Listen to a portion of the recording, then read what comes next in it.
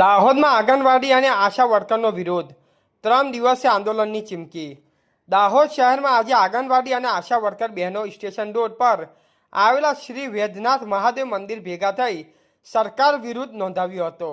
સરકારના આદેશ હોવા છતાં હજી સુધી યોગ્ય સુવિધાઓ આપવામાં આવી નથી તેવી બહેનોએ ફરિયાદ કરી હતી।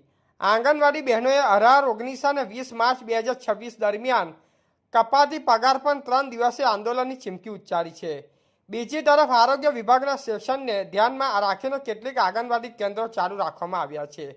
બહેનોએ ચેતવણી આપી છે કે જો સરકાર તરફથી સુવિધા અને પગાર વધારો નહીં કરવામાં આવે તો આગળ ઉગ્ર આંદોલન કરવામાં આવશે। રિપોર્ટર દિલીપભાઈ હરિજન, સંજેલી। અમે આજે બધા બહેનો અહીંયા 18 થી 20 એ તારીખ દરમિયાન અમે અમારે કપાત પગાર કરીને કામથી અળગા રહ્યા છે। હડતાલ નથી કરી પણ અમે કામથી અળગા રહ્યા છે। અમારો કપાત પગાર કરીને અમારી સરકાર સામે એટલી જ માંગણી છે કે અમને 2018 પછી અમારે એક પણ રૂપિયો વધાર્યો નથી સરકારે। તો અમારે એવું કેવું છે કે હાઈકોર્ટનો ચુકાદો આવી ગયો છે કે વર્કર બેનને 24,800 આપો અને તેડાગરને 20,300 આપો, તો એ કેમ નથી અમને આપતા? બીજું કે અમને મોબાઈલ જ્યારે સરકારે આપ્યા હતા એ તો ક્યારના બગડીને બંધ થઈ ગયા છે। તો અમારે મોબાઈલની માંગણી છે, જો સરકારને સ્માર્ટ કામગીરી જોઈએ તો સ્માર્ટ ફોન પણ અમને આપો એમ। અત્યાર સુધી અમે લોકો ક્યારના ઓનલાઈન માટે અમારી બહેનો કોઈ પણ કામ માટે ના નથી પાડતા, બધા બહેનો કામ માટે તૈયાર છે, પણ અમને એવા ફોન પણ આપો જેથી કરીને અમે કામ સરળતાથી કરી શકીએ। બીજા નેટવર્કની પ્રોબ્લેમ છે તો નેટવર્કનું પણ સોલ્વ કરી આપો અમને લોકોને।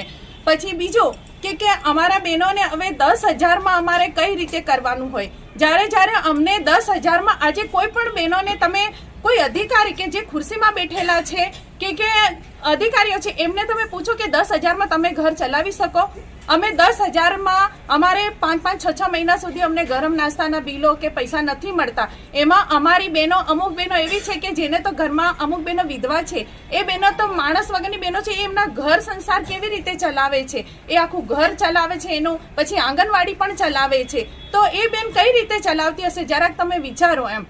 અને બીજું કે ભાડામાં બેસે છે, એ બહેનો સિટીમાં 6,000 ભાડું છે અને ગામડામાં 2,000 ભાડું, તો 10,000 પગારમાં 6,000 બેન જો મકાન ભાડું આપી દેતી હોય તો 4,000માં એ આંગણવાડી ચલાવશે કે એનું ઘર ચલાવશે?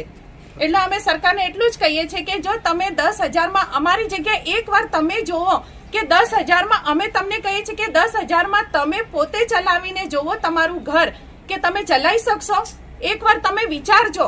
જો અમારી યોગ્ય માંગણી નથી લાગતી તો તમે એકવાર અમારી જગ્યા પર રહીને કામ કરીને જોવો। અમે સરકારને એવું કહે, સરકાર અમને ખાલી ચોખા, તેલ અને લોટ આપે છે, બીજું બધું અમારે લાવવાનું છે। 6 મહિના 5 મહિના સુધી બિલો નથી મળતા।